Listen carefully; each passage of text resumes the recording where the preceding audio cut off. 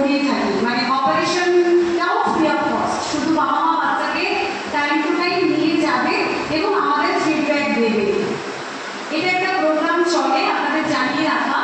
আপনার বাড়ির, আপনার পাশের বাড়ির, আপনার রিলেটিভ, আপনার পরিচিত যে কেউ যখন শুনে থাকবেন যে তাদের ফিনান্সিয়াল কন্ডিশন খুবই খারাপ, তারা পাচ্ছে না, টাকা পয়সার অভাবে ট্রিটমেন্ট করাতে পারছে না, আপনারা তাদেরকে এই মেসেজটা দেবেন যে শুধু সুধাহাটা ব্লক নয়, প্রত্যেকটা ব্লক, প্রত্যেকটা জেলার প্রত্যেকটা ব্লকে কিন্তু আমাদের মতন মেডিকেল অফিসাররা আছেন যারা এই পরিষেবাটা দেওয়ার জন্য।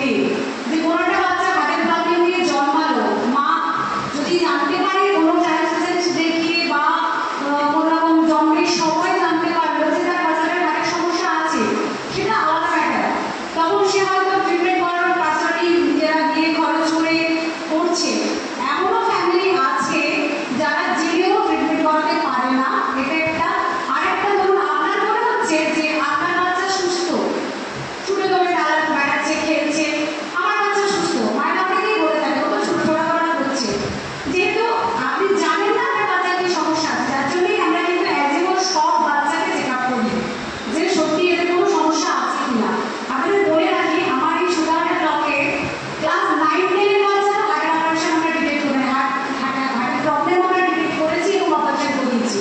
ওই ক্লাস 9 পর্যন্ত কিন্তু তার গার্ডিয়ান জানতো না যে তার বাচ্চাটা বা তার মেয়েটা তার হার্টের প্রবলেম ছিল, হার্টে ফুটো ছিল।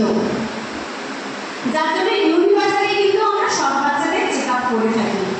এটা আমি জাস্ট হার্ট ডিজিজ দিয়ে বললাম। এরকম যদি যে কোনো কনজেনিটাল ডিফেক্ট, একটা বাচ্চা তার 6 মাস থেকে 1 বছর হলো, 1.5 বছর হলো, 2 বছর হলো, বাচ্চা হাঁটতে পারছে না, বাচ্চা কথা বলতে পারছে না, বাচ্চার ঠোঁট তালু কাটা, এরকম বিভিন্ন রকম আপনারা পাশাপাশি দেখে থাকেন, সেগুলোও কিন্তু ফ্রি অফ কস্ট ট্রিটমেন্ট